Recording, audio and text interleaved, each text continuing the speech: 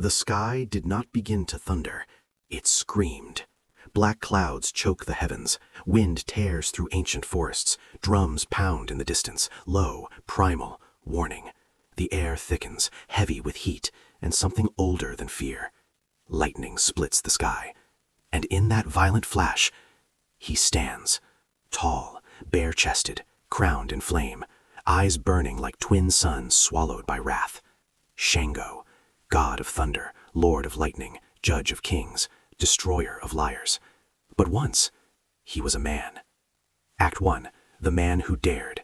Long before the storms bore his name, Shango walked the earth as a king of Oyo. His voice commanded armies. His laughter shook palace walls. His temper scorched the air. He was not made for silence. He was fire in human skin. They say he discovered something no mortal was meant to touch, a secret, a forbidden rhythm hidden in the heartbeat of the sky. While priests whispered prayers to unseen spirits, Shango listened differently. He did not beg the heavens, he challenged them. In the deepest chamber of his palace, lit by oil flames and secrecy, Shango studied ancient stones carved with symbols older than memory, lightning patterns, fire rituals, words spoken only once every century. The knowledge was clear. Thunder is not a gift, it is taken, and Shango took it. Act 2. The first storm. The night he performed the ritual, the moon hid its face. He stood atop the palace tower, arms raised, iron axe lifted toward the heavens. "Answer me," he roared. For a moment, nothing. Then the sky trembled. Lightning did not strike him, it entered him.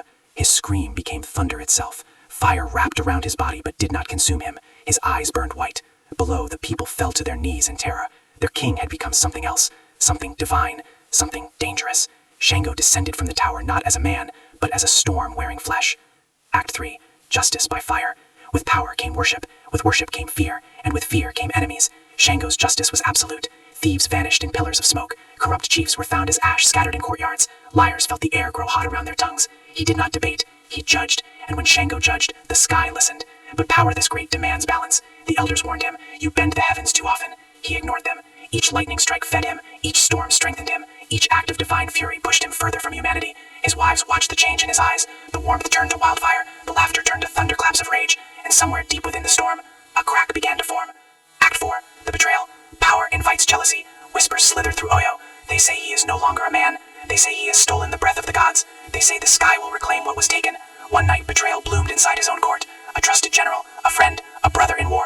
He sought to overthrow Shango, believing the king had become a tyrant consumed by divine madness. Steel met steel. The clash echoed like thunder before thunder, but mortal blades cannot defeat lightning. Shango raised his axe. The sky answered. A bolt struck the courtyard, splitting stone, splitting loyalty, splitting fate. When the smoke cleared, the traitor lay broken, but so did something inside Shango.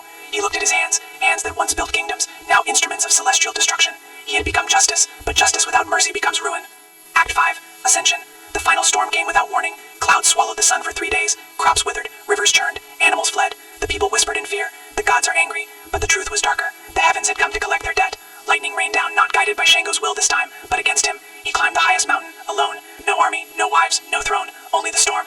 Is this your judgment? He shouted into the wind. Thunder answered like a war drum of the cosmos. The sky struck him again, and again, and again, but he did not fall. Instead, he rose. Fire consumed his mortal flesh, peeling it away like fragile cloth. His body became pure energy, veins of lightning branching across infinite darkness. His final cry was not pain, it was acceptance. He had stolen thunder as a man, now he would become it forever. Epilogue. The god who watches. To this day when storms gather sudden and fierce, the elders say, Shango walks. When lightning strikes a liar's home, Shango judges. When thunder rolls across the horizon like distant drums of war, it is not random, it is not weather. It is a god who once dared to steal forbidden power, and paid the price by becoming eternal.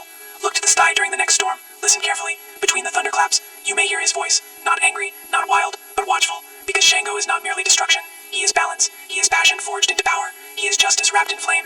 And somewhere above the clouds, the storm still answers to his name.